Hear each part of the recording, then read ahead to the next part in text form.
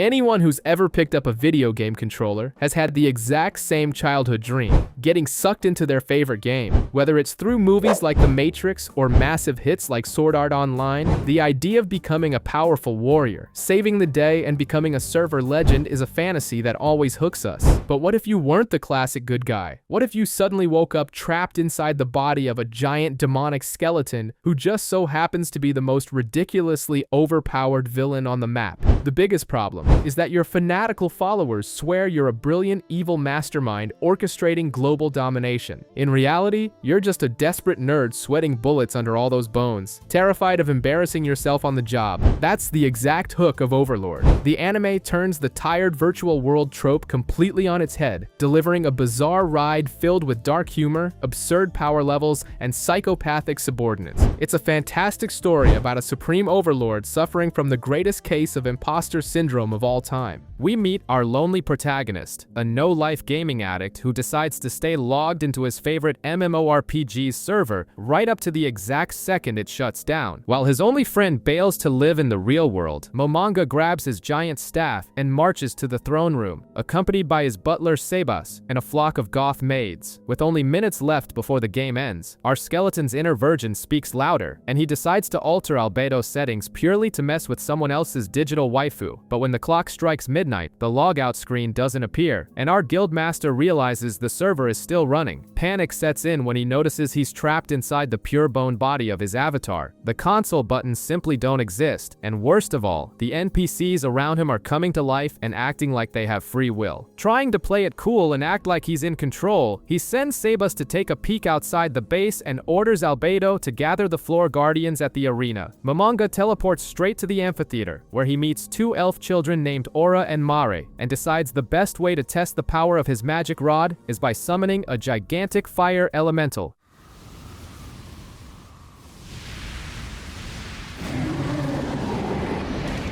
Like an excellent leader, he asks if Aura wants to smack the hot monster, and the girl happily agrees, dragging poor Mara into the fiery nightmare against his will. Shortly after, the floor guardians finally arrive and kneel on the ground, swearing absolute loyalty to the muscular skeleton of Nazarick. After the bunch of monsters swear dog-like loyalty to our skeletal master in hopes that he's a competent leader, Sebas returns from his stroll, revealing that the entire base was magically transported from a smelly swamp to a grassy plain. Satisfied to know the NPCs are still his personal flock, Momonga bails from the amphitheater, leaving the guardians drooling and gossiping about the big boss's benevolence. Determined to touch some grass, our protagonist walks down to the first floor and bumps into three buff demons. Then Demiurge pops out of nowhere, begging to accompany his master on his walk outside. Looking up at the sky of this new world and marveling at the view, the skeleton cracks a joke about taking over the whole planet, but Demiurge's smooth brain takes it seriously and immediately starts twisting his master's intentions as if it were a meticulously calculated evil master plan. Nearby, Momonga finds Mare doing the dirty work of hiding the base's walls and decides to reward the effort by slipping a ring of Ionzul Goon onto the kid's hand, out of nowhere. Albedo drops from the sky and tells the kid that the master is in disguise, so as not to halt the production of Nazarick's slaves, who would freeze up waiting for orders. To maintain control over his harem, Momonga hands her a ring too. After all, her position requires fast travel, making the waifu let out an ear-piercing shriek of pure euphoria, as if she had just received an engagement ring. Meanwhile, far away from the Flying Bone base, a bunch of warriors patrol the area like easy tutorial targets. From the shadows, a mysterious group watches the cattle walking by, and the shady leader orders his goons to attack the next village to herd the prey straight into the cage, signaling that the slaughter is about to begin. On a random border, Captain Gazif and his cannon fodder troop stumble upon a completely destroyed village. The vice captain points out that attacking villages is an obvious cliché trap to lure fools out, but Gazif embraces ignorance, ignores the logical warning, and keeps chasing the Imperial Knights like a dog chasing a car. Back in the comfort of Nazarick, Momonga uses his voyeur mirror to watch another peaceful village get brutally attacked. Initially, he couldn't care less about human life. After all, profit is all that matters. But upon looking at Sebas Sebas's butler face, the skeleton gets a flashback of his friend Touch Me saving him from getting humiliated in the game. With the emotional debt hitting hard and remembering his old ideals, he decides to play the White Knight. Momonga simply teleports to the outskirts of the village and rescues two crying peasant girls from the knight's blades. He then summons a Death Knight who starts slicing and squashing the enemy soldiers in an utter gorefest. Albedo soon shows up dressed in heavy armor, ready for the massacre, but the duo's demonic appearance almost gives the girls a heart attack out of pure fear. Seeing he desperately needs some PR, our protagonist puts a magic mask over his face and introduces himself to them using his own guild's cheesy name, Ainz Ul Gun. After cleaning up the trash in the village, Ainz sucks up all the vital information about this new world by chatting with the local chief. Just as he was packing his bags to ditch the place, stubborn Gazif's troop finally arrives at the village. Ainz raises his hand and introduces himself as the hero who saved everyone. Gazif drops to his knees to thank him for his charity, but the friendly vibe lasts exactly 2 seconds before a completely unknown group surrounds the entire village, ready to turn them all into statistics. The third-rate Sun Cult, also known as the Sunlight Scripture, led by a stuck-up prick named Nagoon, decides to invade the village to wipe Gazif off the map. Knowing it's hopeless, the warrior begs the magic skeleton to save the peasants once again. Ainz tosses a cheap statuette into his hand, leaving the guy more confused than you trying to read your bank statement, and Gazif runs off to become a punching bag for Angels of Light. After using all his rhythmic gymnastics tricks, the captain ends up surrounded and humiliated on the ground. The knockoff villain tells him to abandon his crew to save his own skin, but Gazif decides to play tough and warns them that the real monster is still in the village. Just as Nagoon orders his glowing pigeons to finish the job, Gazif and his goons are suddenly sucked into a teleport and dumped in a dirty barn, realizing the convenience store souvenir was actually Ainz's magic pass. Now, our 2-meter-tall Supreme Bone Daddy faces the cult, demanding their surrender. He simply obliterates the low-budget celestial fairies with black flames, forcing Nagoon to break into a cold sweat and shatter his precious crystal. The stone summons the supposed Supreme Angel of Destruction, but Ainz just looks completely bored. Utterly disappointed that he wasted his time on flying trash, the angel attacks and deals about as much damage as a mosquito, which makes Albedo completely lose her mind, wanting to gut the creature for daring to scratch her beloved bag of bones cloak. Ainz tells the woman to calm her hormones and conjures a freaking black hole, swallowing the giant chicken in a second.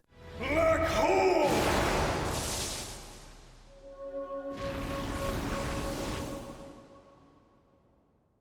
Nagoon starts crying and begging for his life like a weaned calf, but gets sent straight to hell. After sweeping the trash, the skeleton returns to his lair and orders his subordinates to spread his name across the world, only for his brain-dead NPC troop to interpret the PR phrase as an absolute command to conquer the entire planet. After listening to Albedo's boring dungeon reports, the skeleton finds out the blood-sucking vampire and the elderly butler are heading out to play in the outside world. Wanting to play cosplay too, Ainz puts on generic armor, adopts the name Momon, and drags Nabe to the city of Erantel in a desperate attempt to become a famous adventurer. Since they have the subtlety of a bulldozer falling down the stairs, they immediately start a brawl in a random tavern and try to shut up a background character named Brita by throwing a super rare red potion in her face. While our protagonist explains to his sociopathic maid how they're going to pretend to be normal people to get a job, the girl runs to an alchemy shop. There, a grumpy old lady realizes the potion is worth more than all their lives combined and sends her bowl-cut grandson to hunt down the lunatic who brewed that miracle juice. At the Adventurers Guild, our fake hero tries to snatch a useless quest, but is interrupted by a group of dorks calling themselves the Swords of Darkness, who beg to team up with the rookie duo. Right after, the bowl-cut kid shows up drooling over the potion and hires Momon as his personal bodyguard for a field trip to Carne village. To avoid carrying the burden alone,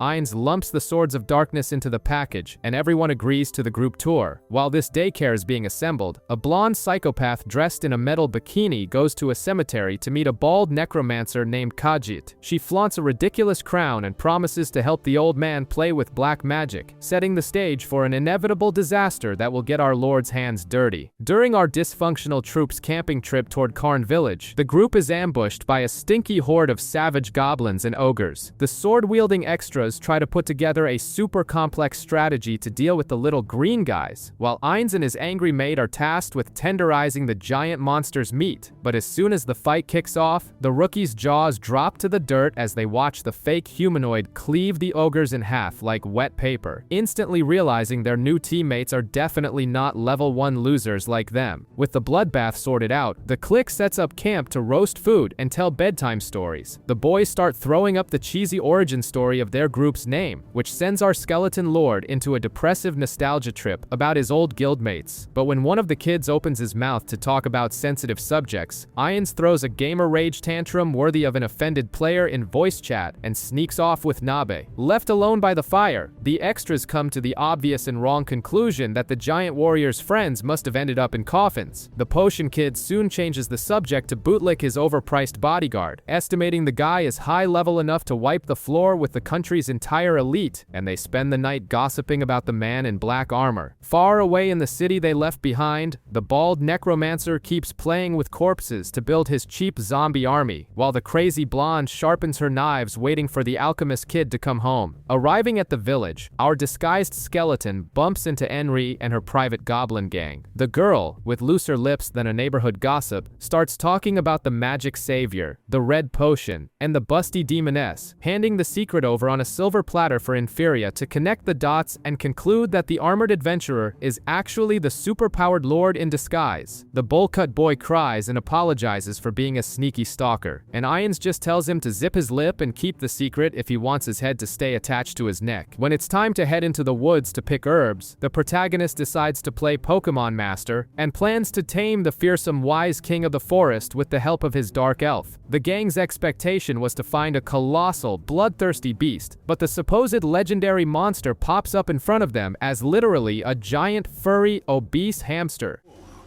Are you a Jungarian hamster?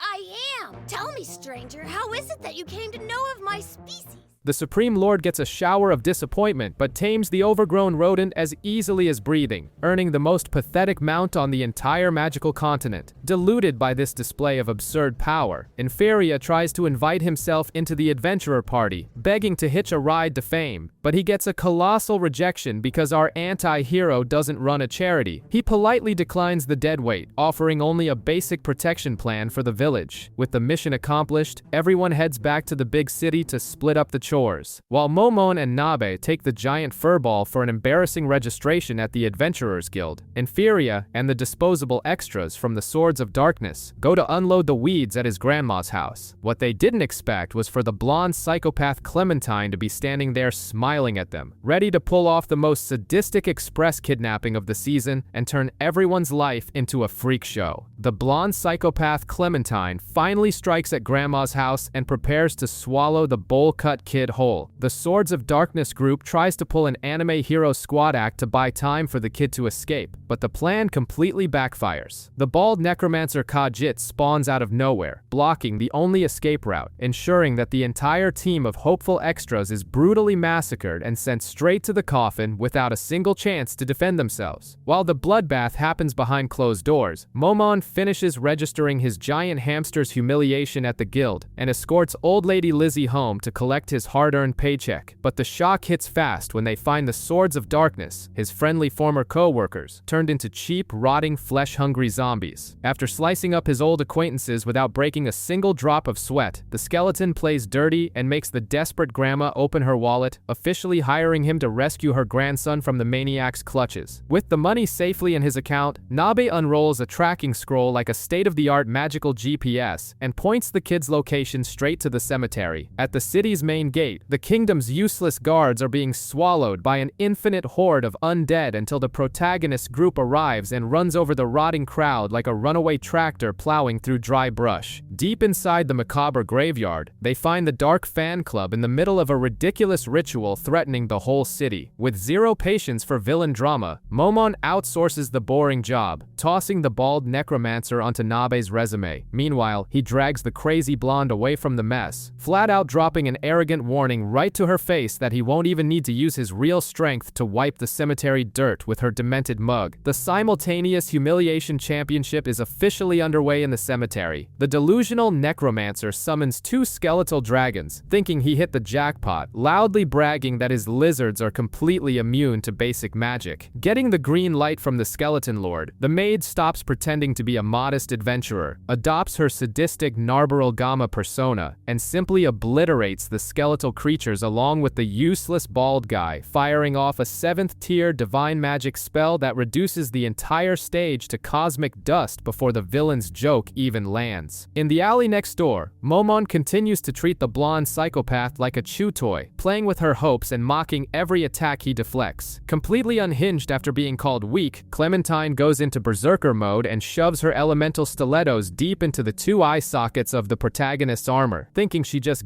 gouged his eyes out, but he doesn't let out a single groan, literally because he has no eyes under the hood, and rewards her by grabbing the girl's waist in a brutal, inescapable bear hug. Revealing his true majestic form as the Supreme Lord of Death, he savors the sheer terror mirrored on her face, making a point to mock how the great warrior psychopath got butchered by a mere mage who didn't even bother casting a single spell. Without an ounce of divine mercy, Ions tightens the lethal hug, crushing the blonde's fragile little body like a disposable plastic wrapper until he shatters every bone in her spine, dispatching the lunatic to hell.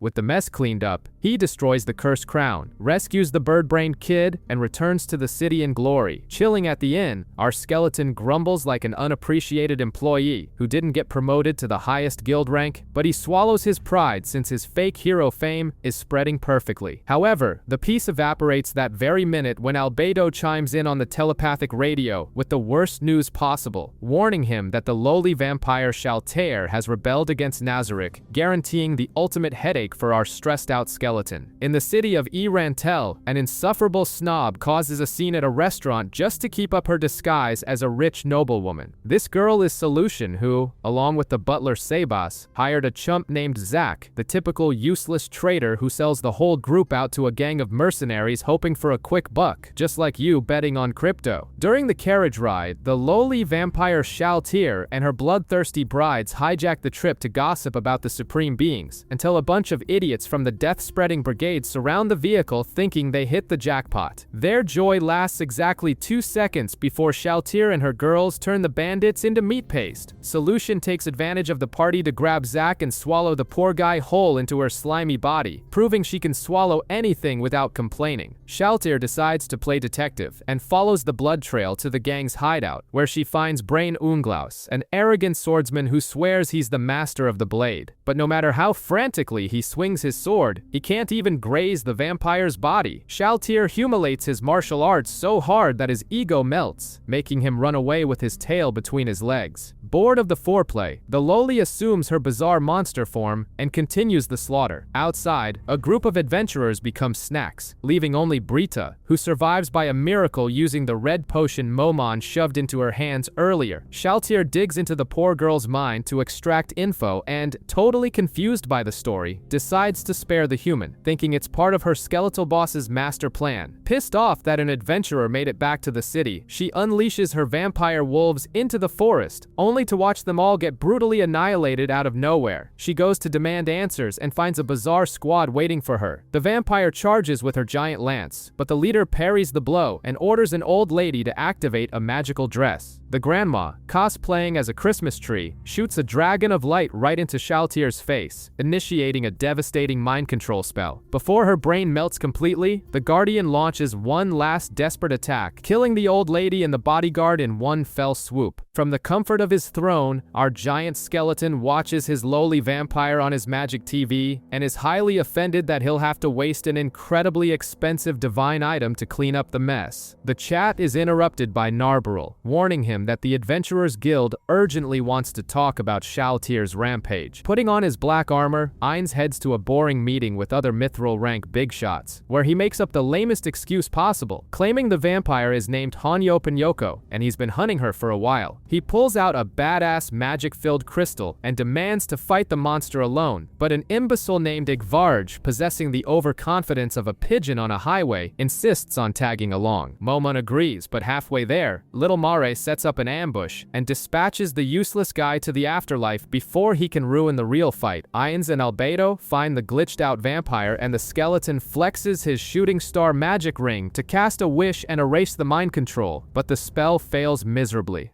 Of all his status effects, I command you! What's this? Desperate as a gamer who just lost his save file, Ainz pulls the plug and teleports away with Albedo, having a total freakout before his undead passive filter kicks in to calm his nerves. He realizes the only cure is to resort to world items and rushes to the guild's treasury. There, they find a bizarre octopus humanoid that Albedo swears is her creator, but it's actually Pandora's actor, a dramatic doppelganger who is quite literally the protagonist's cringe edgelord teen phase. Dying of secondhand embarrassment from his own creation, Ainz gives him a ring so he'll stop acting like a clown and pushes forward to the mausoleum. In the somber sanctuary, the skeleton shows off giant statues of his old friends who quit the game, dramatically stating that one day his statue will be there too. Albedo panics, grabs her boss's bones, and begs him not to abandon the guild, but Ainz declares he's going to face Shalltear alone because he refuses to watch his children kill each other. Realizing her beloved bony master's absurd stubbornness, Albedo simply demands he promises to return from this madness in one piece. Arriving at the battlefield, Ainz hands two OP world items to the twins, Aura and Mare, and orders the brats to guard the perimeter against meddlers. Meanwhile, back at the base, Demiurge finds out about the boss's suicide plan and has a psychotic break, accusing Albedo of being a terrible girlfriend for letting the skeleton go to his death alone. The suited demon tries to run out and help his master, but Kokaitus blocks the door, strictly following the non-interference orders, forcing Demiurge to demand Albedo's resignation if Ainz gets turned into bone meal, which she blindly accepts. Back to the brawl, Ainz finds Shalltear paralyzed like a router with no internet. Taking advantage of the opening, the protagonist activates coward mode and casts about 50 buff spells on himself, glowing brighter than a Mardi Gras float before dropping a super tier magic spell from the sky that turns the ground into a colossal crater. The problem is, the lowly vampire barely feels a tickle. She simply equips her Valkyrie armor, grabs her life-draining lance, and charges at her own creator while laughing out loud. The real beatdown begins, and Shalltear starts caving in the protagonist's ribcage, but Ainz uses his decades of gaming addiction to predict her moves and outsmart the girl. Pissed off, the vampire summons a physical clone to make a skeleton sandwich, but Ainz destroys the copy, even while taking several painful stabs that drain all his mana and obliterate his health bar. In a desperate move, he activates Cry of the Banshee, blowing up the entire arena and turning the environment into a dry wasteland. But Shalltear remains intact, flashing a sadistic smile at her out-of-energy dinner. With Ainz pushed to his absolute limit and about to be sent to the permanent morgue, the lowly asks if he has any last words. Like a good compulsive liar, the skeleton mocks her to her face, claiming she was completely pathetic and that getting his ass kicked was actually part of his brilliant master plan all along. Ainz calmly points out that he should thank the lowly vampire for her arrogance, dumping a bucket of misinformation in her face to make her break into a cold sweat, thinking she fell for Papa Skeleton's master plan. Spooked by her own shadow, Shalltear charges with her blood-sucking lance, but our useless guy suddenly dons Touch Me's silver armor out of nowhere using stolen magic. The tears flow freely as the vampire takes a slash to the chest from a supreme being's legendary katana, while Ainz parades his guild's entire arsenal like he's throwing his whole credit card limit in her face just to flex his superiority. Utterly frustrated, the leech manages to skewer the boss, thinking she's going to drain his life, but a talking wristwatch announces that playtime is over. Ainz starts charging his supreme magic and, like the true master of pay to win, pops a cash shop item to speed up the process and completely bypass the cooldown. Shalltear attempts a suicide attack but gets distracted by a third-party skill and is completely swallowed by the magical abyss, admitting in her final seconds that her master truly has the biggest staff of them all. Lord Ainz Ulgon, my master. Truly, the Supreme One is the strongest in all of Nazarick. Back at the base, the skeleton preps the resurrection of the fallen guardian, who comes back to life with zero memory of the last 5 days. She goes into an absolute panic upon realizing she lost her breast pads, proving her priorities are as tiny as the ironing board she hides under her blouse. Ainz feels a cheap wave of nostalgia, takes the blame for the whole mess in a corporate-style speech, and decides Nazarick needs to get stronger, ordering them to focus on the Great Lake of the Lizardmen. Months later, Momon is promoted to the maximum adventurer rank of adamantite, while the slain whines in terror about the juiced-up vampire and decides to just spy from afar like a bunch of voyeurs. Ready for another game of make-believe, Ainz orders the flat-chested lowly to mobilize the giant gargantua for their next freak show. The extra-tier captain of the Black Scripture struts down the hallways, gossiping with the extra seat girl about the disappearance of their religious buddies at the hands of some guy named Ainz ul Gun. Meanwhile, a giant lizard who thinks he's the Platinum Dragon Lord wakes up from his nap and chats with an old hag about how an evil force has returned to mess up their world, clearly having no idea of the bony nightmare waiting for them around the corner. In the Riestes Kingdom, the king and his useless nobles argue over boring politics until Gazif goes to cry his eyes out to the king about how he almost bit the dust. When asked about his savior, Gazif licks Ainz's boots, guaranteeing he is the ideal partner. Cut to the plains, where Momon and Nabe run into a giant basilisk, piloted by a ridiculous talking hamster. Since he has no time for filler, the protagonist decapitates the beast in the blink of an eye, orders his lackeys to report his success, and flees back to his overpriced tomb. Wearing his evil lord skin, Ainz appears invisible in the sky and teleports to meet Albedo, who immediately tries to jump her boss's bones with uncontrollable thirst, forcing the system to trigger the skeleton's emotional suppressor to stop him from soiling his non-existent pelvis. After updating the world map and checking his slaves' to-do list as they build secret bases all over the place, Ainz looks for the lowly vampire, who is drowning her sorrows at a bar and drinking heavily to forget her failed rebellion. A penguin in a suit shows up to try and cheer the poor girl up, but only manages to dig a deeper hole of depression in her mind. At the Great Lake, the fish farmer Zaryusu visits his lizard brother for some small talk, but the family moment is brutally interrupted when an undead lackey blocks out the sky over the village, announcing from above that all these pathetic lizards are about to be turned into luxury designer handbags. The Lizardmen of the Green Claw village go into a collective panic after the declaration that they are going to become weekend barbecue. The farmer Zaryusu uses his brain and deduces that if they are only the second sacrifice on the list, the other tribes are also on the chopping block. Remembering how they almost killed each other in the past over a lack of food, he pitches the absurd idea of forming a mega alliance. Since diplomacy isn't exactly this crowd's strong suit, Zaryusu confesses to his brother that if the other tribes reject the friendly invitation, he will simply slaughter everyone before leaving with his scaly pet. Meanwhile, in the monster tomb, the suited demon Demiurge catches the delusional penguin cosplaying as head butler in the absent Sebas's place. The useless bird works like a dog, swearing this will guarantee him the throne of Nazarick, a dream of power about as likely as you getting off the couch and finding a real job. Zaryusu arrives at the Red Eye tribe and runs into their acting chief, an albino female named Crush Lulu. The gecko's exotic paleness awakens our traveler's primitive instincts with such absurd force that he spits out a marriage proposal the exact second he lays eyes on her. Please marry me.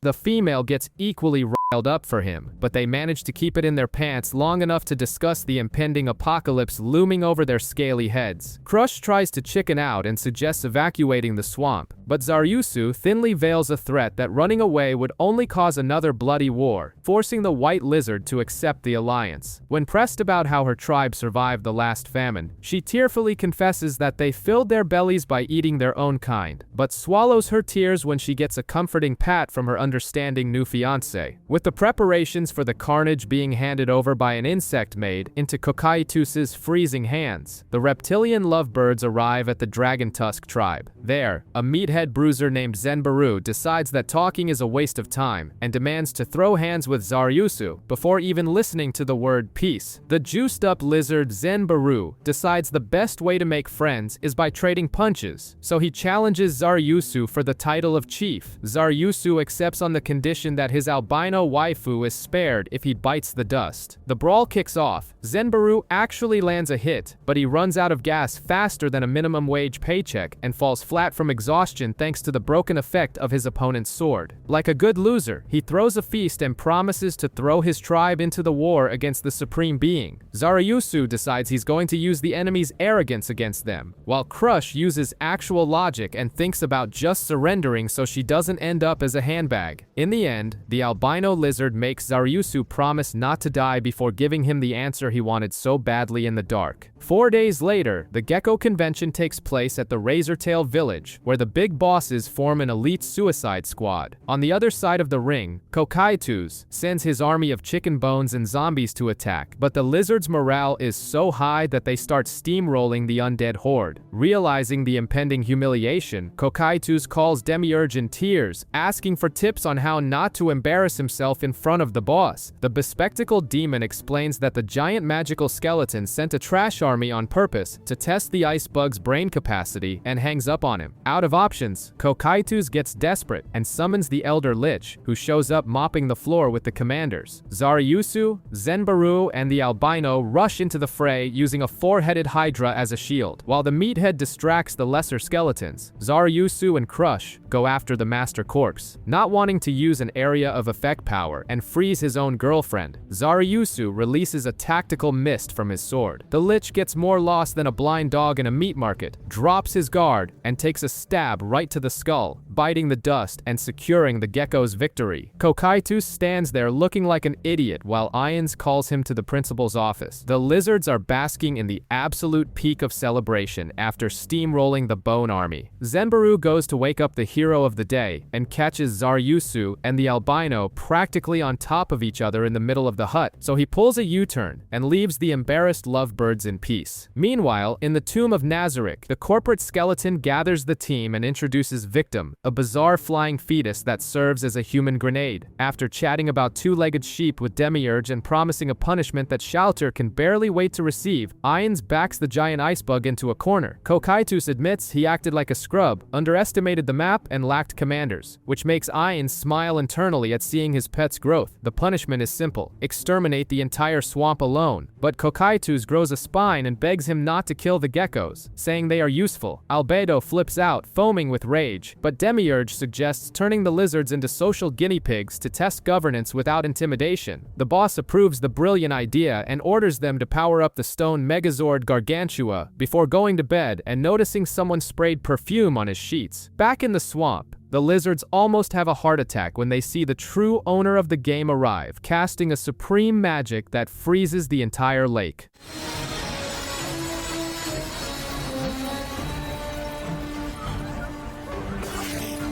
The colossal golem throws a giant stone cube into the water. The skeletons make a ridiculous human staircase, and the Supreme Being sits on the throne just to flex his royalty. When Zaryusu and the leader Shasuryu try to negotiate, Demiurge drops a voice command that forces their faces into the mud. Ions issues the final ultimatum. They have 4 hours to defeat Kokaitus, or they'll become shoe leather. The chief tries to wave the white flag, but the skeleton doesn't take returns. Knowing their coffins are already booked, the 5 leaders decide to head to the slaughterhouse alone to spare the rest. Zaryusu convinces Crush to stay behind, and in a moment of pure pre-death desperation, the albino lizard asks our hero to inject his genetic material into her right then and there. At the new forest base, Ions refuses to sit on the fancy bone throne Demiurge made, deciding instead to use the lowly vampire on all fours as his ergonomic chair, while the goth girl cries tears of pure ecstasy feeling the boss's skeleton against her back. Everyone claps at the master's genius, except Albedo, who is tearing herself apart with sheer jealousy and spite. When Ions goes to spy on the lizards on his crystal TV, he accidentally tunes into the adult channel and catches Zaryusu putting the little lizard to hard work inside Crush. The skeleton freaks out and shuts off the magic instantly, making up a lame excuse that they are just ensuring the survival of their species to calm the disgusted guardians. The sun rises and Kokaitus is already on the dance floor waiting for the sacrifice. The Guardian creates ice pillars to form a gate and warns that whoever crosses it will meet their maker. But the lizard chiefs have more pride than survival instincts and charge in anyway. Kokaitus unleashes an ice aura that turns the tribe's fodder into instant popsicles, and the bloodbath begins. The slingshot gecko and the spear gecko become sushi in seconds. The meathead Zenbaru tries to use martial arts to trade blows with the boss, loses an arm in the process, and literally snaps his own neck in a suicide attack that doesn't even scratch the bug's shell. Only the lizard brothers are left fighting in the mud. Zaryusu releases his freezing mist while Shisuryu tries to attack, but the older brother is ripped in half shortly after. In the final strike, Zaryusu's sword slips on his own blood while trying to pierce his opponent's chest. The genius tactic crashes right into Kokaitus's broken passive ability, and the scaly protagonist gets sliced and sent to his creator. With the ground covered in lizard jerky, Ians claps for the bug and crowns him the mayor of the swamp. When Ians suggests turning the corpses into zombies, Kokaitus pulls a crazy one and says they'd be better off as living warriors. The skeleton likes the idea, calls the albino widow into his office, and makes an offer she can't refuse. He'll resurrect Zaryusu, but she becomes the Imperial Nazarick snitch. Zaryusu wakes up from the dead totally confused, licks the magical skeleton's boots, begging for his homies to come back to life too, and immediately passes out again in his girlfriend's arms from sheer stress.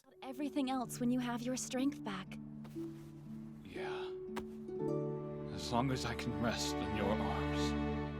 Sebas is taking a stroll through the capital when he stumbles upon a twitching trash bag in an alley. Being the meddling gentleman he is, he opens the package and finds a beaten woman begging for the scraps of her life. The local pimp tries to act tough, rambling about the Eight Fingers Mafia, but Sebas simply tosses a coin at his face and takes the girl home like an abandoned stray. Back at the mansion, the sadistic slime solution performs the most disturbing medical checkup in anime history. The girl, named Tuare, has syphilis, broken bones, missing teeth, anal fissures, and a drug addiction that would put any crack house to shame. Solution wants to throw the girl in the trash or swallow her for dinner, but Sebas gives the order to use healing scrolls and forbids the maid from snitching to Ainz. After a magical sponge bath, Tuare wakes up brand new, devours a plate of food, and gets a promise of protection from our suited silver fox. Meanwhile, the washed-up swordsman brain wakes up whimpering from a nightmare about the lowly vampire and cries his eyes out to Gazif. To cap off the night, the magical girls of Blue Rose play pyromaniac and torch the mafia's weed fields. The Eight Fingers Board of Directors holds an emergency meeting looking like they just lost their year-end bonuses, and the slave trade boss orders his goons to retrieve the defective merchandise that Sebas stole. The almighty Lord of Death, Ians Ul Goon, spends the afternoon counting pennies like a broke intern, crying over a lack of cash. We cut to the boy Climb sweating bullets in a sparring session with Gazif, only for the captain to turn his back and drop the reality check that the kid has the power ceiling of a wet paper bag and will never make it past gold rank. Completely oblivious to his own mediocrity, the royal pet Sim bumps into Prince Zanuck, who warns him that Princess Renner is a monstrous psychopath. But Climb is deaf to red flags and runs off to have tea with his two-faced goddess and the girls of Blue Rose. They decode a mafia cipher in 2 seconds flat and decide it's time to raid the Eight Fingers VIP brothel, but they try to leave Climb out of it because he'd probably die to a strong breeze. In another part of the city, Sebas returns to the mansion to find Tuare playing the waifu cook. The elderly romance vibe gets killed when a corrupt, pig-faced guard and a suited guy named Succulent knock on the door, threatening to sue the butler for kidnapping. They give Sebas 24 hours to hand the girl back, hoping to squeeze a fortune out of him through pure extortion. The old man straightens his tie and goes for a walk to cool his head. As soon as the door shuts, the jealous Solution runs to the celestial telephone to snitch on her co-worker to Ainz, proving you can never trust a corporate slime. Climb goes crawling to the inn to pass on the raid message to Blue Rose and starts drooling with envy listening to the legends of the Dark Knight Momon, dreaming of the day he won't be absolute dead weight. Meanwhile, the former badass swordsman Brain continues his routine as a depressed street bum in the capital, but the two stooges end up crossing paths with Sebas right as the butler decides to play tough, ending a street brawl with a single light-speed punch. Hypnotized by the old man's alpha male aura, the errand boy and the hobo swordsman follow him into a dark alley, begging for a combat tutorial. Sebas agrees to be their Master Miyagi, and tests Climb's survival instincts by flooding the alley with a killing intent so heavy it would make you wet your pants. The kid only manages to dodge the fatal blow because he thinks of his psycho princess, earning a pat on the back for not having a heart attack in the process. Before the shock therapy wraps up, 5 mafia fodder characters show up thinking they can take on Nazarick's butler. Sebas drops 3 of them faster than you can blink and leaves the rest as homework for his new students. Brain and Climb sweat blood to finish the job, realizing that the suited old man could wipe the floor with the realm's greatest warriors using only one hand. With the trash on the ground, Sebas extracts the location of their hideout. Discovering the base is the same brothel he pulled Tuare from. The unlikely trio marches out together to turn the mafia into mincemeat. Sebas, Brain, and the kingdom's pet deadweight Climb invade a luxury brothel. Sebas decides to walk right through the front door, warning them he's going to turn any obstacle into meat paste. But Brain and Climb politely ask him to spare the 2 syndicate leaders. The old man busts the steel door down like it's wet cardboard and catches the disgusting fatty playing 50 Shades of Grey with a slave on the floor. Fueled by divine fury, Sebas delivers such a clean slap that the guy's face turns into a mashed tomato. You won't get away!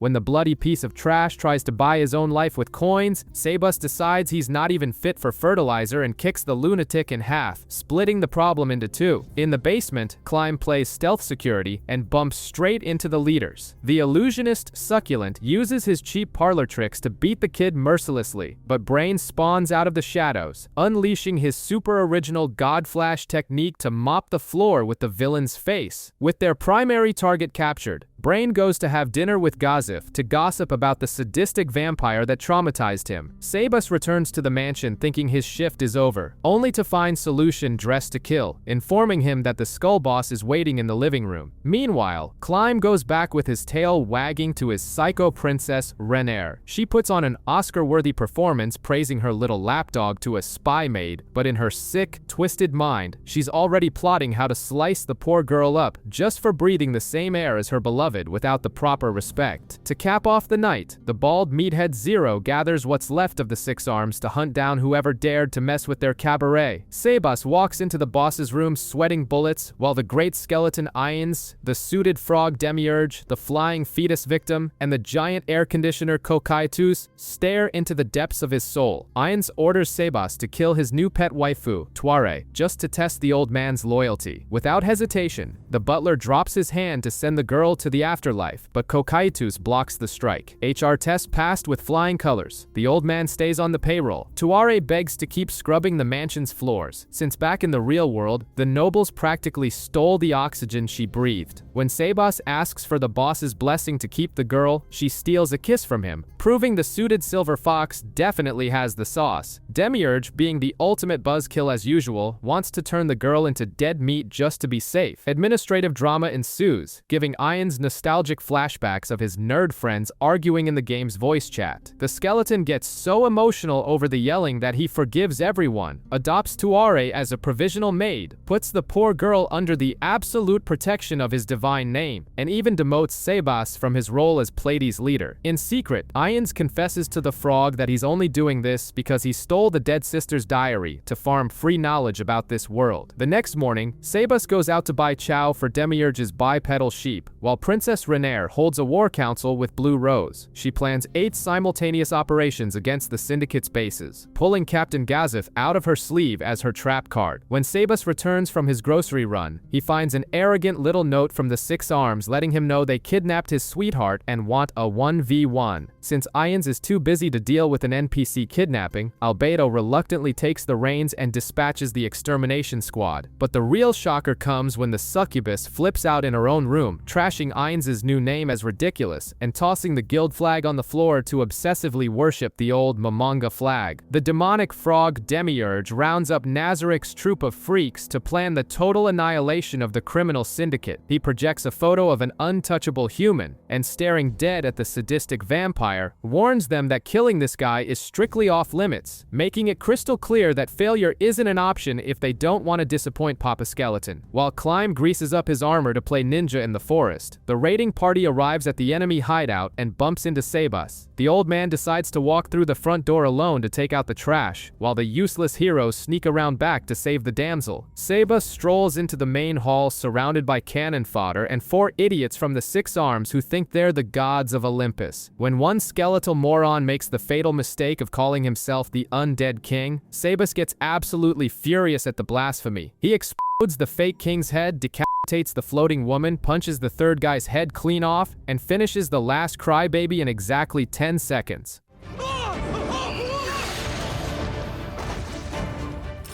With Solution confirming that their boss isn't in the VIP lounge, Sebas gets another 10 seconds to slice and dice the rich gamblers. At another base, the snob Hilma wakes up to find her mansion overgrown with weeds, and runs into the trap boy Mare and the insect maid Entoma, who is currently munching on an employee's arm like it's a barbecue snack. Mare breaks the woman's leg as a bonus, and drags the poor lady away by her hair without an ounce of pity. The muscular Gagarin crashes Entoma's little snack time and the brawl kicks off. The bug maid pulls some bizarre critters out of her pockets and almost sends the heroine to the afterlife, until the lowly vampire Evil Eye shows up to dish out some trash talk. Evil Eye calls the maid ugly and sprays her with magic bug spray, causing Entoma's fake face to fall off and reveal her true furious monster voice. The trio beats the living crap out of Entoma until she runs out of mana, but the demon lord Yaldabaoth spawns out of nowhere to rescue his employee. He casually tosses up a wall of fire that accidentally vaporizes Gagarin and Tia out of existence, leaving Evil Eye all alone to deal with an impenetrable monster. But before she gets turned into barbecue too, Momon drops from the sky, striking a supreme hero pose to steal the spotlight and ask who the villain of the week is. While a demon threatens the city, our lowly vampire Evil Eye completely melts and begs for an alliance with Momon, who accepts without hesitation. During the clash, the Dark Lord deflects an aerial attack and takes a parasite bite to the shoulder, but brushes off the itch to carry Evil Eye in his iron arms, making the centuries-old vampire act just like a teenage girl at a boy band concert. Yaldabaoth retreats behind a wall of flames, warning that anyone who crosses it will be turned into barbecue, and Momon convinces the girl that chasing him would be suicide, making her swear he just wants to protect her. Elsewhere, Brain, the useless Climb, and Lockmire rescue Tuare, but fall into a trap set by the bald leader Zero. The brute lays Lockmire out with a punch and tries to recruit Brain to his gang of losers. But Brain quickly realizes that Tuare is just an illusion created by the illusionist Succulent, using a magic item to reveal the real one. Climb channels all his training and delivers an atomic kick to Succulent's balls, destroying the poor guy's future generations. Enraged by the loss of his partner, Zero tries to fight for real, but Sebas appears out of nowhere. The butler ignores the laws of physics and tanks Zero's strongest punch straight to the chest without even wrinkling his tie. Tired of playing around, Sebas retaliates with a heel drop that caves in Zero's skull like a rotten watermelon, leaving everyone in shock while he mutters that he's just a tiny bit stronger. Back at the base, Nabe reports the encounter with the insect maid, and Momon pretends to be furious about the attack, but secretly confesses he only took this ridiculous mission for the money and to stroke his own ego. The completely delusional Evil Eye keeps drooling over him. Far away from there, Princess Renaer calls an emergency meeting, setting up a suicide plan that uses adventurers as meat shields. When warned that her little puppy Climb might die, she smiles, revealing her true demonic face, planning to keep him injured and vulnerable so she can play sick nurse with him forever. The Adventurer Coalition pushes forward to rescue the kidnapped civilians, while Momon drops from the sky, wiping out monsters and acting like an untouchable hero. In the midst of the chaos, Brain runs into a disguised Shalltear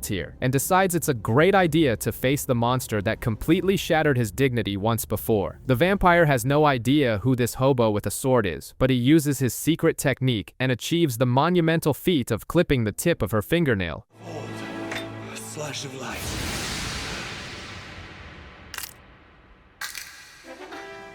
Brain celebrates this pathetic achievement as if he had just won the World Cup, before running for his life while Shalltear, bound to Demiurge's script, lets the humans escape. Meanwhile, the main battle looks like cheap theater. Momon pretends to fight Yaldabaoth, and Nabe trades punches with the demonic maids, while they gossip about work and wonder if they should memorize their victims' names. Exactly like a corporate coffee break, Evil Eye sweats bullets fighting Alpha and Delta, taking a heavy beating and getting her mask cracked, fulfilling Demiurge's 4-step master plan, which involves stealing supplies, planting a fake statue, kidnapping high-quality humans, and farming infinite fame for Momon. Yaldabaoth declares he will retreat to spare lives. The naive Evil Eye hugs Momon, jumping for joy, completely sold on the skeleton's Oscar-worthy performance. The next day, Momon and Nabe leave for Erentel, covered in glory and cash. Evil Eye is left moping around, missing him, until her friend Gagarin reminds her that she literally has teleportation magic and could go visit the Dark Knight whenever she wants, causing the vampire to freak out as she realizes her own stupidity. Far from there, Aura decrees that the Eight-Finger Syndicate now belongs to Nazarick, and the surviving members are quickly domesticated by the fear of once again becoming torture toys for a giant cockroach. The rival empire finally realizes the danger, and the magic caster Fluter begins investigating the true strength of this Momon guy. The Supreme Skeleton gathers his subordinates and hands out rewards for their excellent work in pretending to care about humanity. Sebas gets clothes for his new human girlfriend. Solution gets permission to play with live prisoners, and the insect maid Entoma gets a free pass to rip out the vampire Evil Eye's voice in the future. After the bureaucratic shift, Ions relaxes in a slime bath, letting the goo enter all his bony holes for a deep clean, proving that his Japanese salaryman soul remains intact. But the real drama happens downstairs. Albedo proudly shows off her rare war bicorn to Shalltear and Aura, but notices a fatal flaw in the game's rules. Only non-virgin females can ride the creature. The succubus, who is supposed to be the goddess of lust, falls to her knees crying as she confesses that her garage has never had the master's car parked in it. Shalltear tries to comfort her by admitting she only plays with her vampire brides, leaving Aura disturbed by so much useless information on her day off. In his office, Ions has an identity crisis, practicing alpha boss poses in the mirror, terrified that his employees will figure out he's just a scared manager pretending to be a supreme overlord. When he tries to give a motivational speech to Mari and the maids, praising everyone's creators and acting like a father figure, the side effect is catastrophic. The kind words shoot Albedo's hormones into the stratosphere. The succubus goes into an uncontrollable heat, pounces on Ions, and tries to aggressively ride the skeleton in the middle of the meeting room, knocking out the guards who try to stop the frantic rodeo. Later, Ions tries to escape the madness by taking a bath in the hot springs with the male guardians, where Demiurge points out that Kokaitus is always naked, embarrassing the giant bug. But the peace is short-lived when they hear the girls spying from the other side of the wall. Albedo desperately tries to scale the wall for a glimpse of the master's massive majesty, but ends up triggering the security golems, which attack the perverts out of pure lack of bathhouse etiquette. Our skeleton lord continues to suffer from the worst imposter syndrome in anime history as Demiurge announces to all the NPCs the grand master plan for world domination. Our protagonist has absolutely no idea how they reach that conclusion, but he nods along, exactly like you pretending to understand quantum physics. Demiurge, being the biggest fanboy in existence, swears that creating a sovereign state was always the master's intention, citing the rescue of Carne village as a 5D chess move. The skeleton just accepts the praise, sweating buckets beneath his lack of skin. Meanwhile, in Carne village, the country girl Enri is farming gains and living every otaku's dream, surrounded by a harem of sweaty goblins fighting to see who gets to marry her. The ultimate simp, Inferia, spends the entire night in his room brewing a purple potion and falling asleep face first into his soup bowl, proving he has absolutely zero game when it comes to wooing the boss. During an herb gathering trip in the forest, they find a heavily scarred goblin kid running from a demonic dog,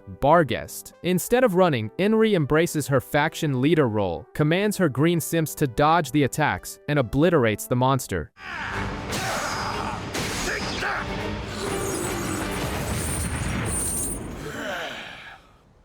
Inferia uses the moment to splash all his fresh purple liquid onto the kid, healing his wounds instantly. The rescued brat then opens his mouth to drop the bomb that the Giant of the East and the Demon Snake of the West are coming to mess up the neighborhood, ensuring that the peaceful times in this backwater village just went down the drain. The psycho maid Lupus Regina pops out of nowhere to give the village folks a heart attack. After hearing the gossip about the giant monsters coming to destroy everything, the country girl Henry decides to act like a strong, independent woman, refusing to call Daddy Skeleton to solve her problems. The simp Inferia hands his purple liquid over to the maid, and the goblins warn the brat Agu that Lupus Regina is the real danger in this story, since she has the sanity of a rabid squirrel. That night, Henry humiliates 5 captured ogres, forcing the big guys to their knees and making them beg for loyalty, awakening fetishes they didn't even know they had. The next day, she heads to the big city to sell herbs and ask for help, but the guards get greedy over the giant horn she's carrying and try to throw the poor girl in jail for magical smuggling. Fortunately, our armored protagonist, Momon, appears out of thin air to save her from the customs police, sending the girl safely back to the sticks. After buying shiny new metal toys for her pet goblins, their simp levels reach cosmic limits. The whole village now wants to crown Henry as their new chief. Shaking in her boots, she asks Lupus Regina for advice, who basically says everyone is a failure anyway, so whatever. But as soon as she turns her back, the psycho maid reveals to her sister that the real reason behind her smile is an uncontrollable urge to see that peaceful village burn to ashes and savor everyone's despair, proving that Nazarick's HR only hires people who desperately need therapy. Nazarick's HR finally goes to work when our skeleton CEO calls Lupus Regina into his office and gives her the biggest corporate chew out of her life for hiding the intel about the forest monsters. The maid swears she thought the humans were just disposable toys, forcing the Lord to pull a genius explanation out of his non-existent ass about how the alchemist and the goblin tamer are crucial to his long-term grand plan. The maid gets so turned on by the boss's intelligence that she starts fangirling like a K-pop stan, needing a slap in the face from Narberl to snap back to reality. To handle the problem personally, the skeleton takes the dark elf Aura into the woods. They invade the local boss's cave and find the Giant of the East, who is just a filthy troll with a negative IQ, and the Snake of the West, an invisible Naga who immediately shits himself in fear. The troll tries his luck in a straight duel, but the protagonist humiliates the beast by breaking his knees and jaw using nothing but a glorified twig. While Aura chokes the cowardly Naga, dragging him across the floor like a trash bag, the skeleton gets tired of playing. He toggles his level 5 despair aura and unplugs the life servers of the troll and all his henchmen in the blink of an eye. Seeing the slaughter, the Naga immediately tosses all his dignity in the mud and swears absolute loyalty to the bony monster. Back at the castle, the Lord plans the next tests for his psycho maid, right as the warning bells start ringing desperately in Carne village, announcing that the real mess has finally knocked on their door. Jugen is chilling in the watchtower when he realizes the village is about to be swallowed by a monstrous dog pile of ogres, wargs, and giant snakes. Henry wakes up in a panic, tosses her sister to some random neighbor, and goes to play commander with her pet goblins. They run to the village's most rickety gate, handing out plastic weapons and praying for a miracle, since nobody has a clue who sent this horde of ugly extras. All hell breaks loose with arrows, flying rocks, and random cursing until the wall gives way. In the middle of the chaos, a troll with a questionable skin color and facial expressions that would make anyone question their own mental sanity starts strutting toward them. The goblins almost crap their pants and consider running, but Jugen orders everyone to stand their ground and die like men. Meanwhile, Henry and Inferia are taking a romantic stroll through the chaos and run face first into a troll jumping over the wall. Since they both have the physical strength of a pudding, they try to use cheap magic tricks to survive. The troll ignores Inferia's lame illusion and is a millimeter away from crushing his head. But out of absolutely nowhere, Lupus Regina sprouts up in the way. Striking a perfect good girl pose, she incinerates the beast so fast it doesn't even have time to scream, proving that behind that gentle smile lies a bloodthirsty psychopath. I don't want to spoil the mood here, but... Whoa, that's a smell.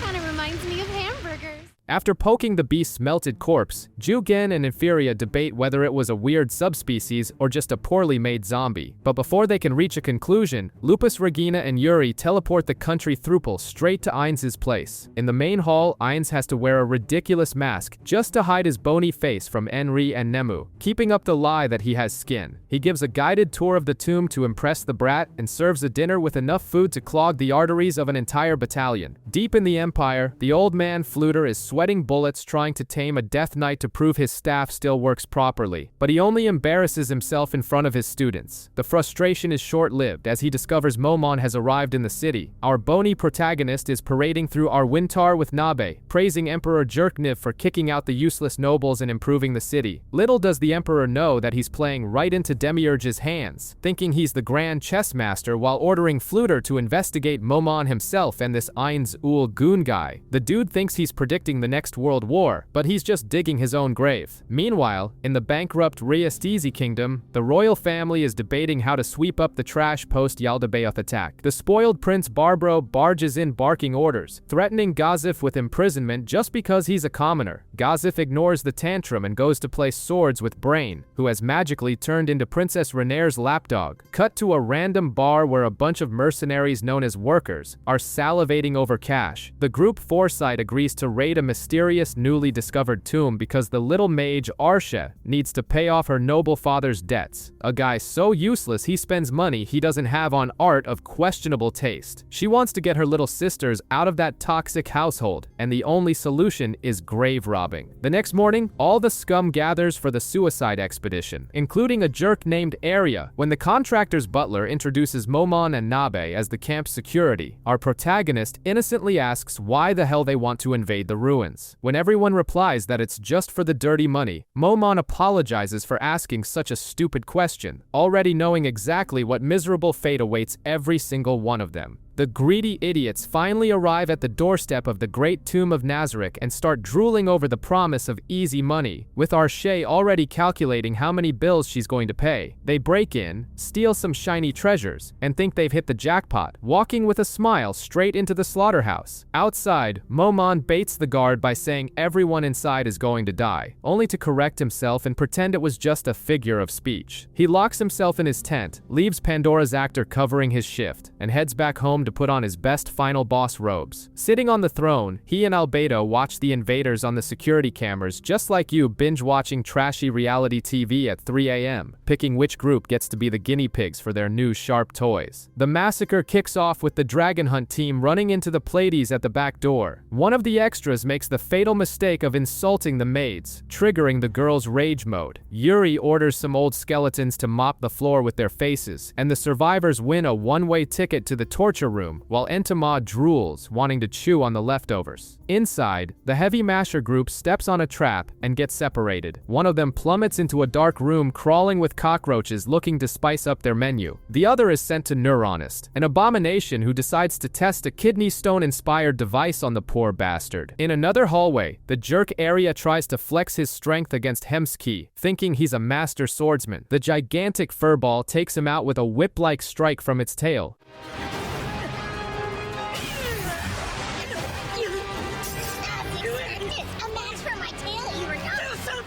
The elf slaves take advantage of their ex-boss's fresh corpse to gleefully kick the crap out of it. Meanwhile, the Foresight group also falls into a teleporter and wakes up in a giant gladiator arena. A dark elf pops up with a microphone doing the honors and announces their opponent. Ian steps into the arena, ready to show these grave rats what happens when you break into a max-level undead's house without an invitation. In the 6th floor's amphitheater, the little elf Aura does the honors and introduces our skeletal protagonist to the Foresight group, with him wearing a basic outfit and a BDSM collar that boosts experience gain. Hecaron, the invaders' leader, tries to pull a fast one by claiming they had permission from a friend of Ian's to enter, but the protagonist catches the lie instantly and gets more pissed off than a MOBA player losing their lane, snapping at the sight of these worms stepping on his friend's sanctuary. Trying to calm down, Ians decides to humiliate the poor fools by playing swordsman, blocking all their attacks with his ridiculous passive skills. When the fun is over, he takes takes off his gear, unequips the ring suppressing his power, and unleashes his full magical might. The sight of the hard-boned Overlord's immense accumulated power is so shocking that the mage Arshe literally throws up on the arena floor. Ions playfully paralyzes Hecaron, and when Amina tries to bluff, Roberdyke hands Arshe his coins so she can run, in a useless sacrifice of friendship. Ions actually lets her fly away, but orders Shalltear to play a sadistic game of tag with the girl. Arshe flies away swearing she'll escape, until she smacks face first into an invisible barrier, discovering that the sky was just a fake ceiling of an underground floor. Shalltear hugs the mage with all the affection in the world before turning into a bloodthirsty monster and devouring her life without mercy. Back in the arena, Ions orders the adventurer couple to serve as a nest for disgusting parasites, and turns the cleric into a guinea pig for brainwashing experiments. And while Arshe's little sisters wait for a return that will never happen, Aura and Mare land with a giant dragon in Emperor Jerkniv's backyard, tearing a chasm in the earth and demanding he come apologize in person for the invasion. Feeling the heat, Emperor Jerkniv swallows his pride and decides to head to Nazarick to apologize. On the way, he and the bearded old man Fluter gossip about crazy princesses and old women pretending to be young until they reach the guild's door. There, they are greeted by two sadistic maids and a bunch of death knights, setting up a friendly picnic. Fluter practically has a mystical orgasm seeing the legendary undead serving overpriced orange juice to the human entourage. In the throne room, the suited demon Demiurge uses his command mantra to force everyone to lick the marble floor, but Ions kills his buzz and tells the crowd to stand up, proving he's the most polite monster in the neighborhood. The Emperor tries to buy peace by handing over the decapitated head of the noble who orchestrated the invasion. Not wanting to waste fresh meat, Ions turns the bloody skull into a brand new Death Knight, leaving the humans pale and traumatized. Jerknave, thinking he's playing 4D chess, proposes a strategic alliance with Nazarick. Ions accepts on the spot, leaving the Emperor paranoid as he tries to decipher the complex plans of an absolute being, having no idea that Ions suffers from colossal imposter syndrome and was only nodding along out of politeness. On the ride back, Jerkniv finally connects the dots and realizes that Fluter is a dirty traitor who sold out humanity just to sit on Ions's magical lap. The Emperor decides he needs to unite all the nations of the world against this calcium demon. Meanwhile, in the safety of the tomb, the Guardians debate what title best suits their divine master. After several exaggerated suggestions that leave the protagonist dying of embarrassment, they dub him Eins ul Gun, the Sorcerer King, a name he quickly accepts just to finally end the awkwardness of the meeting. The news that the giant skeleton is now the independent Sorcerer King of a brand new nation reaches the ears of Riastezi royalty.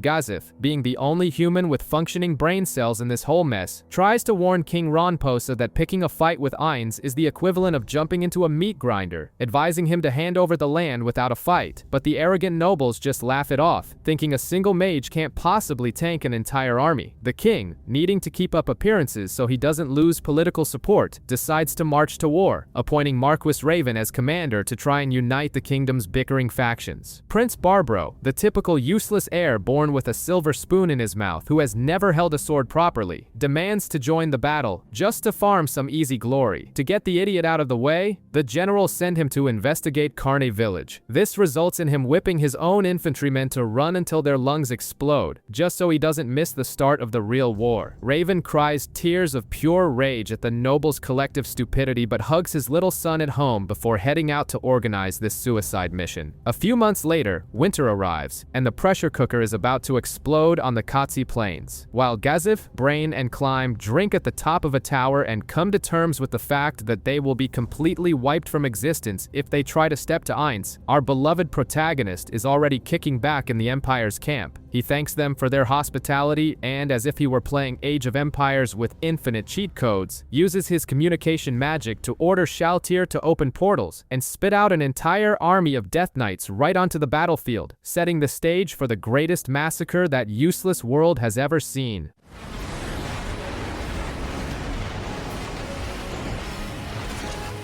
The arrogant Prince Barbro marches up to Carne village, fully believing he's going to make a fool out of Ainz and secure his throne. Meanwhile, Henry is super busy in the barn, magically tripping and falling right on top of Neferia, taking the opportunity to sniff the boy's perfumed neck until they are interrupted by the news of the attack. Lupus Regina is eating popcorn in the invisible bleachers, just waiting to watch the circus burn down on her boss's orders. Barbro shows up at the gates demanding entry, but the entire village tells the prince to kick rocks and proudly decides to rebel. When their escape through the woods seems to go south and death comes knocking, Henry blows the cheap plastic horn she got from Ainz, and out of absolute nowhere, 5,000 jacked goblins spawn on the battlefield. Far away, Ainz chokes on his own bone while watching on his magic TV, completely shocked by the bugged item he used to treat like trash back in Yggdrasil. Beside him, Mari is drooling over his master, convinced he planned every millisecond of this tactical genius. The royal army takes a humiliating beating, and Barbro flees into the forest with his tail between his legs, only to come face to face with Lupus Regina, waiting in the dark. The canine maid reveals that his panicked little face is her ultimate fetish, crushing any hope of political survival the boy had left. Smiling like a horny psychopath, she unleashes her sadistic goblins to turn the prince and his army into mincemeat under the moonlight. Jerkniv thinks he's a grandmaster of chess and starts the war just to use the giant skeleton as a lab rat, wanting to measure his power like an absolute moron. On the flip side, the kingdom's army is acting like they're all that and a bag of chips with their 240,000 NPCs, laughing it up and dreaming of invading the empire, completely blind to the apocalypse coming their way. Ainz calmly walks to center stage, crushes a pay-to-win item from his inventory, and casts a spell that vaporizes 70,000 soldiers in the blink of an eye. But the carnage was just the fertilizer. Using the mountain of corpses, he summons 5 disgusting Lovecraftian goats covered in thick, black tentacles. While the human army craps their pants and runs around like headless chickens, Ainz just laughs and climbs onto the monster, riding the giant tentacle like he's on the best ride at the amusement park. The slaughter turns into an unstoppable runaway tractor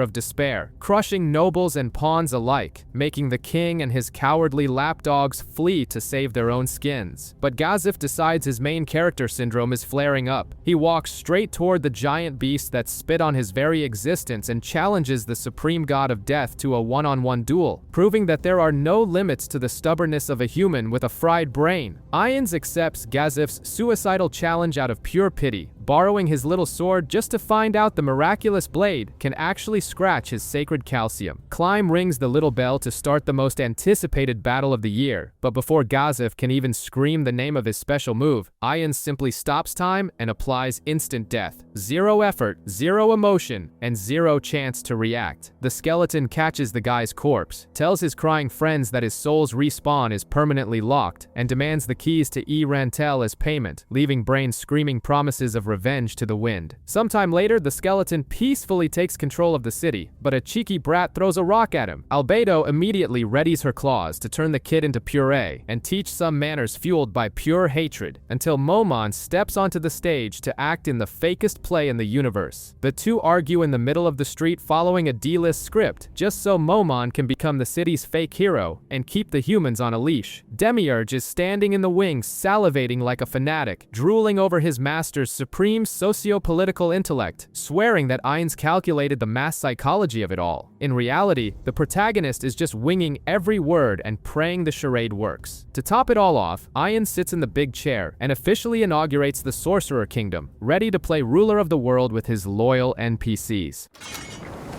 This day shall be known as the founding date of the Sorcerer Kingdom of Ainzulgone. On Ainz's giant bed, Albedo rolls around the sheets, absorbing every last trace of her beloved's bone scent, fighting a mental battle between her urge to jump his bones and her loyalty as a servant. Meanwhile, in E. Rantel, our skeletal CEO wakes up for another day of pretending he knows what he's doing. A maid dresses him in a flashy, jewel-encrusted red cape, making the Lord of Darkness look like an embarrassed high-class pimp. At the office, he frantically stamps reports just to look busy. When he drops a random compliment to Albedo, the succubus practically melts with lust, making the assassins on the ceiling sweat bullets. Among the suggestions for improvements, Ainz approves an orphanage to cultivate childhood loyalty and ignores the bizarre idea of dressing the guards in women's clothing. Out of nowhere, Aura and Mare come in and jump on their boss's lap. Albedo throws a kindergarten-level jealousy fit, forcing Mare to give up the throne of bones. When Albedo sits down, Ainz starts sniffing her neck like a bloodhound until Aura calls him a pervert and ruins the weird mood. After approving Albedo's trip to Riestizi, Ainz has a family meeting with Pandora's actor, his cringy son who cries, begging to go back to the basement to look after old items. Ainz tells him to act like a man and get over his programming, forbidding him from yelling daddy in public. Taking a stroll through the deserted city, Ainz walks into the empty Adventurers Guild and pulls the guildmaster, Ainzak, into a meeting. He proposes turning adventurers from glorified rat exterminators into actual government-sponsored explorers. Ainzak swallows the innovative pitch and agrees to be the first member of the fan club. Ainz has an epiphany about building a sweet-as-honey, interspecies utopia, hoping this corporate propaganda will attract his lost friends in this new world. The Bone King reflects on his new utopia on the balcony, letting out a dramatic sigh that makes his maid throw herself to the floor, thinking she'll be executed for breathing wrong. Far away, the psychopathic Princess Renaer plays Mother Teresa by reading to orphans. She vomits a benevolent speech about the strong protecting the weak, melting the heart of her pet lapdog, Climb. Evil Eye, the vampire Loli, almost has a fangirl heart attack when she hears Momon's name, declaring with absolute certainty that only he can defeat the terrible Sorcerer King, completely clueless that the two share the same non-existent pelvis. While Brain swings at the air trying to get over the trauma of seeing Gazif turn to dust in a second, Prince Zaynak prepares to receive a diplomat, and the envoy is none other than Albedo, flaunting her demonic beauty until she attracts the biggest idiot on the continent. A useless noble named Philip comes over drooling and introduces himself, actually believing he has a shot. The moron's father almost has a stroke when he finds out his son wants to throw a ball with the help of the mobster Hilma just to flirt with the succubus. At the ball, Hilma is sweating rivers of despair as Philip tries to hit on the woman from Nazarick. The useless meat sack dares to put his hand on Albedo's shoulder, and she needs every ounce of her self-control not to turn his head into strawberry jam right then and there. As soon as she gets away from the human trash, Albedo wipes her shoulder in extreme disgust and tells Hilma that the idiot is still useful for their plans. Later, Albedo pays a late-night visit to Renaer, handing her a reward box from her skeletal boss. The princess smiles like the maniac she is, and the two end the night trading schoolgirl gossip about how to train their respective pet dogs. Before Albedo leaves, Ainz tells her to be careful not to catch a generic flu, completely ignoring the fact that demons don't catch colds. Seeing the perfect loophole, the succubus shoots her shot and demands a healing kiss to boost her immunity. She puckers up expecting a heavy saliva exchange, but gets a grandma peck on the cheek, which is still enough for her to bawl her eyes out with emotion and get a comforting hug from the skeleton. I just want you to stay safe.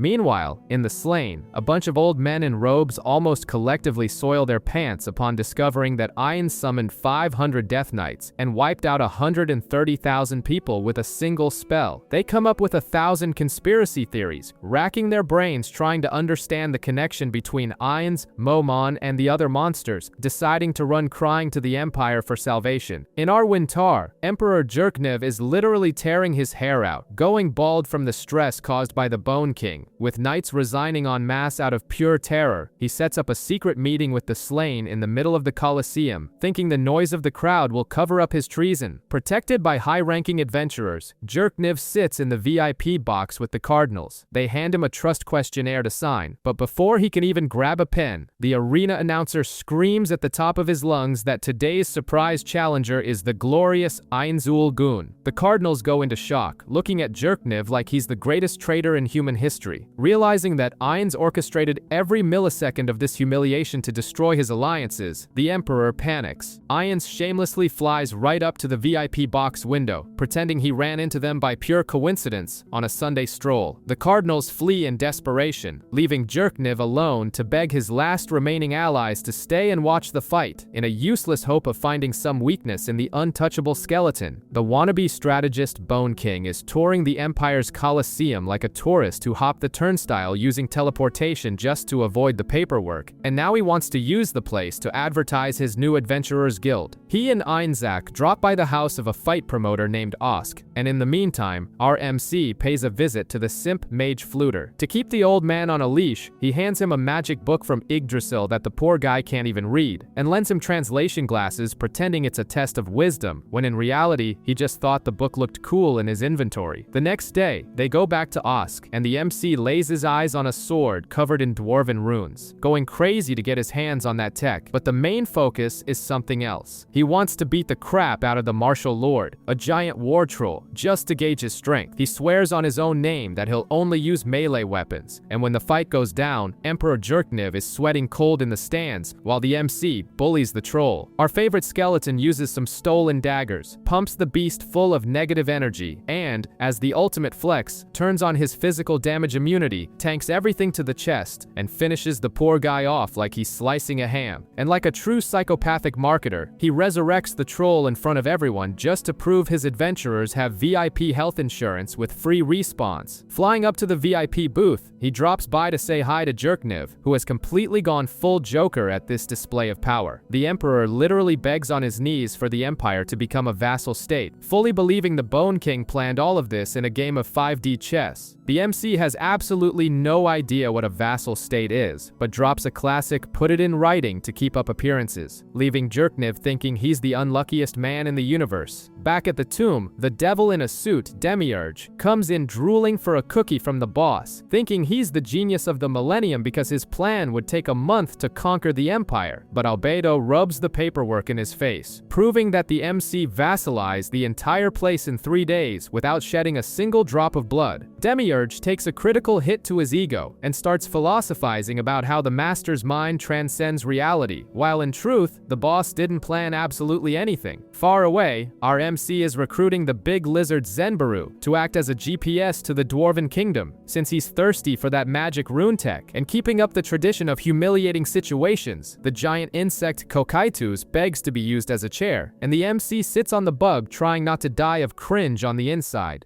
I insist! Fine. Have it your way. This is awkward.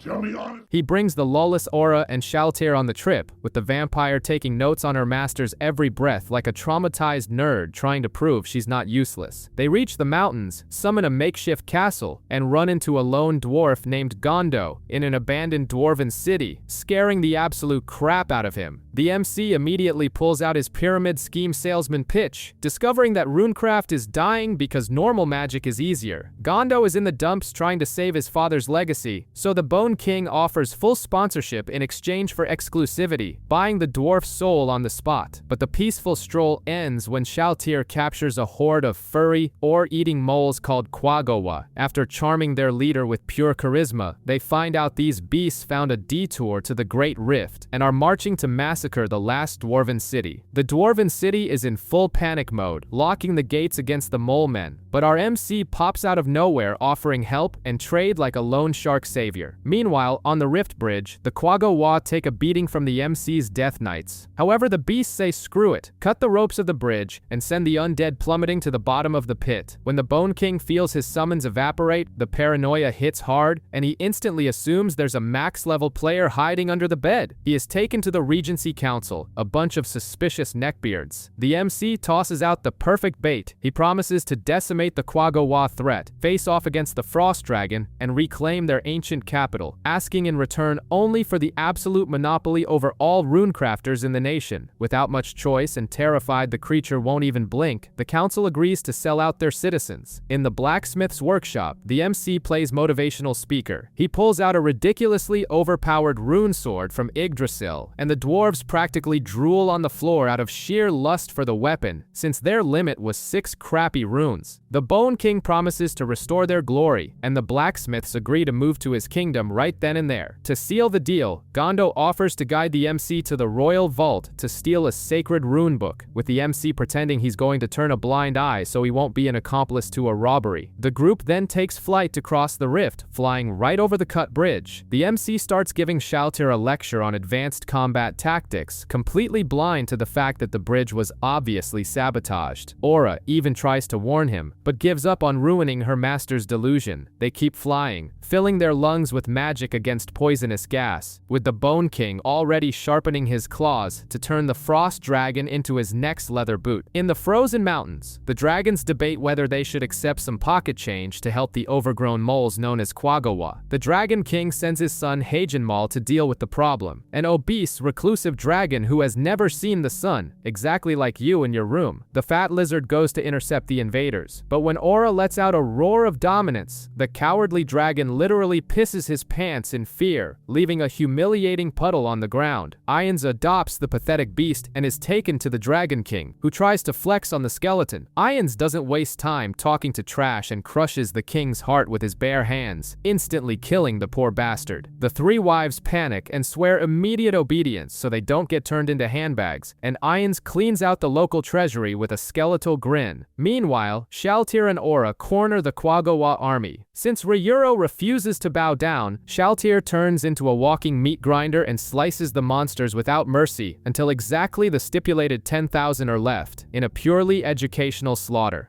Butchering us! At this rate, I'll be finished in no time.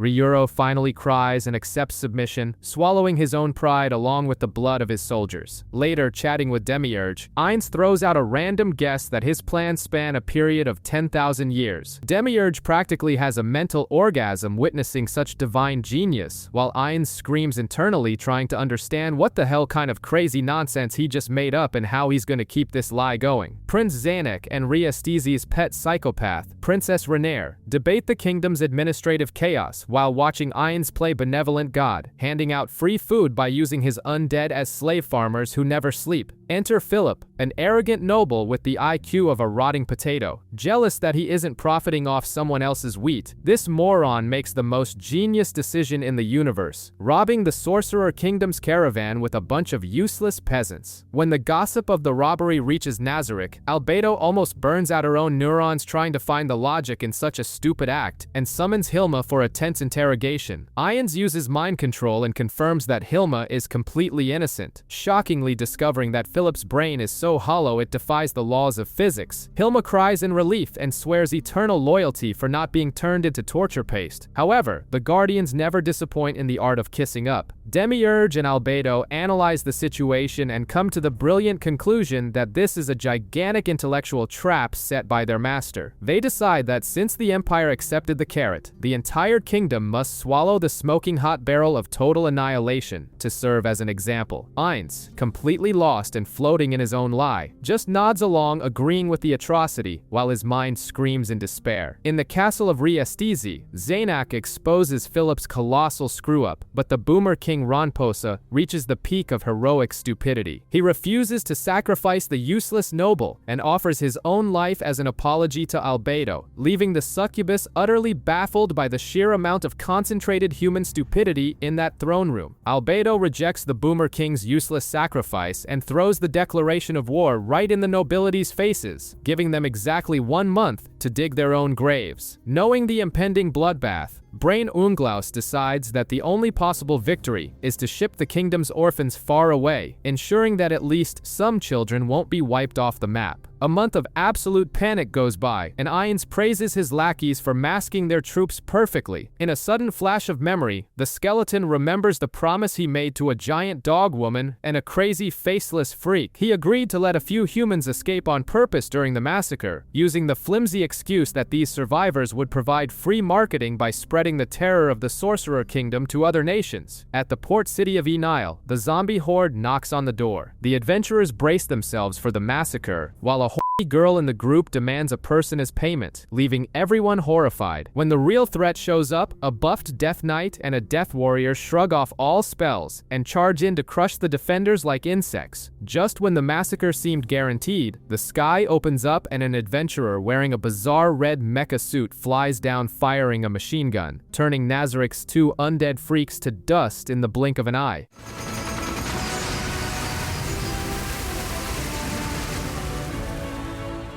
In the throne room, the Guardians are shocked to see their trump cards melted by an anime robot, but Ainz pulls out his ultimate bluff. He lets out a little chuckle and claims that the monster's destruction went exactly according to his calculations, leaving his subjects drooling in admiration over his completely non-existent wisdom. While the skeletal Ainz watches some armor-clad maniac on his magic TV, his emotional suppressor goes into overdrive as he realizes he hasn't the faintest idea of what's going on. But the Guardians, sucking up to their boss with the power of an industrial vacuum cleaner, conclude that this was all part of a master intergalactic plan. Demiurge practically wets himself praising his master's genius, forcing Ainz to pretend he foresaw every millisecond of destiny. To maintain his benevolent villain persona and fulfill a promise, he spares one useless city, only to decree the absolute genocide of the Re-Estesi capital, just to show whose bone is the hardest on the block. Meanwhile, Prince Zanek is busy filing paperwork after locking his own father in the royal retirement home, while Princess Renaer plots her strategic escape. Amidst the chaos, the girls of Blue Roses head to a secret meeting, only to find Lachius's uncle, Azuth, burying his face in sheet-wrapped courtesans right in the middle of working hours. Before the party can continue, the Slane's Black Scripture crashes the room, trying to recruit the girls to save humanity. However, Lachius shoots them down, leaving Azuth alone in his attempt to play the suicidal hero of the story. Zanek scrapes together what little courage he has, and goes knocking on the Sorcerer King's door. Ainz, at the peak of his macabre hospitality, serves him some water and casually drops the bomb that he won't accept any surrender because he plans to build a monument of absolute ruin over the kingdom. Zanek accepts his impending doom and returns to camp, only to be brutally betrayed by his own cowardly nobles. They decapitate the prince and offer his head to Ainz like a pack of stray dogs begging for a treat, but the skull-faced king despises classless traitors. He orders Albedo to bury Zanek with proper respect, takes back the royal armor, and ships the moronic nobles straight to Neuronist's room, ordering the creature to torture them in the most excruciating ways imaginable, until they beg for death. Tired of playing the diplomat, Ainz takes Mari and Kokaitus off their leashes, commanding them to annihilate every breeding human in Re-Estesi. While King Ranposa sits in his chair waiting for the apocalypse, the criminals of the Eight Fingers gather for a macabre little get-together. Coco Doll notices that everyone is looking a bit too skeletal and smiling in a highly disturbing way, but before he can make a run for it, Shalltear opens a portal and tosses him straight into Kyohukul's room to be swallowed by a sea of cockroaches, while his former colleagues praise the Sorcerer King's generous torture. On the front lines, Kokaitus and the elf twins march out to decimate the city. Behind the scenes, Ainz buffs himself to the teeth, waiting for some brave lamb to the slaughter to show up. Azuth arrives firing off useless lightning bolts and Albedo charges at him, absolutely delighted to discover that the guy in the mech suit has the physical durability of a wet paper towel. But the main course is served directly to Ainz, who gets isolated by a colossal barrier conjured by Riku Aganea. The canned hero drops the hammer on Ainz, who resorts to evasive tactics, summons gigantic undead, and even throws himself to his knees begging for a peaceful chat, all just to milk the enemy for information. Please, I beg of you, just a moment of your time!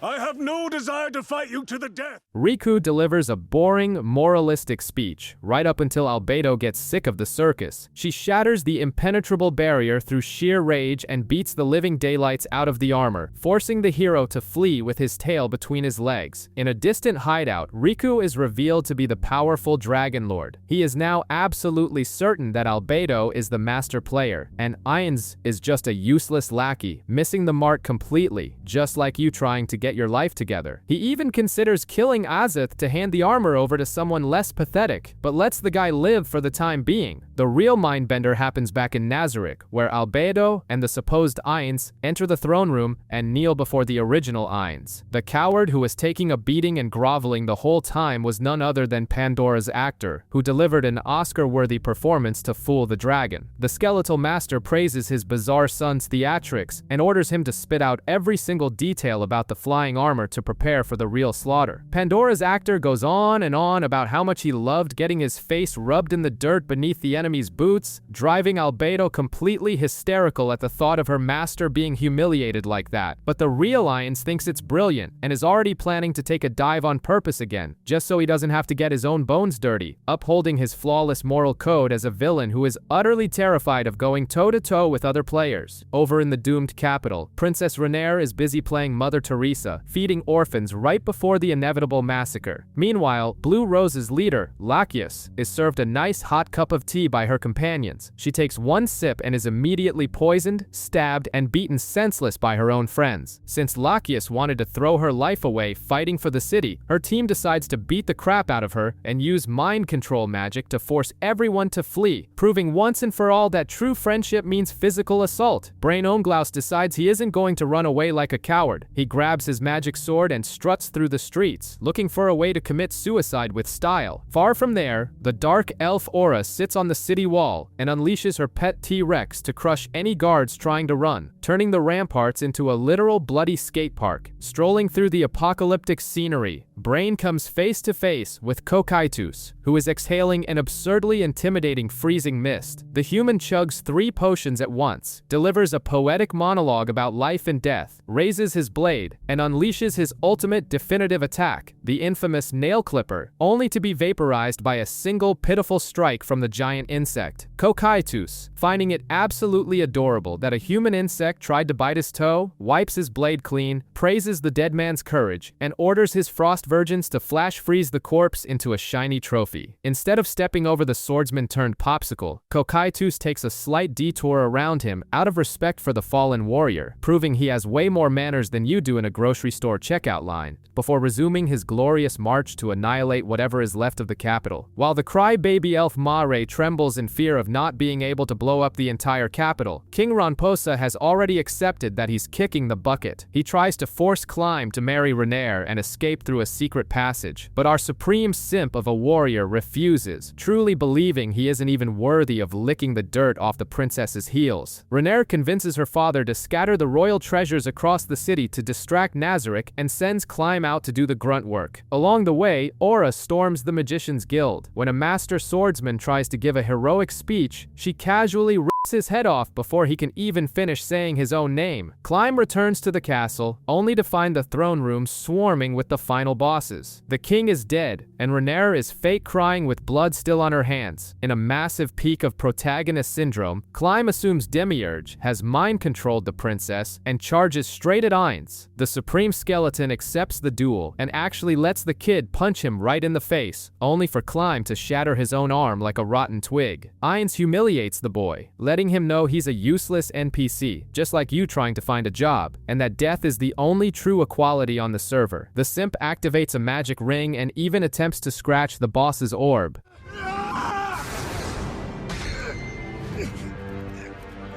Clever. But Ainz gets bored of playing along and casts Grasp Heart to crush the boy's heart. But some pests just won't stay dead. Climb wakes up resurrected, only to find that Renaer has sprouted bat wings. The psychopath cheerfully confesses that she sold out the entire kingdom just so she could become an immortal demon and ride her little pet dog for all eternity. Macabre flashbacks prove that she orchestrated the entire genocide in collusion with Demiurge. Meanwhile, the smooth-brained Philip is getting hammered in a dark room. Albedo shows up, and the absolute moron actually thinks the succubus is there to swallow his sword. Reality smacks him right in the face when she hands him a box containing the severed heads of his father and friends, right before she tortures the imbecile to death for ruining Nazarick's plans. With the kingdom reduced to dust, Ainz sits on a throne of rubble, hands over the leftover crumbs of the land to Marquis Raven, and sends a clear message to the world. Stepping up to the Skeleton King is a guaranteed way to get deleted from existence.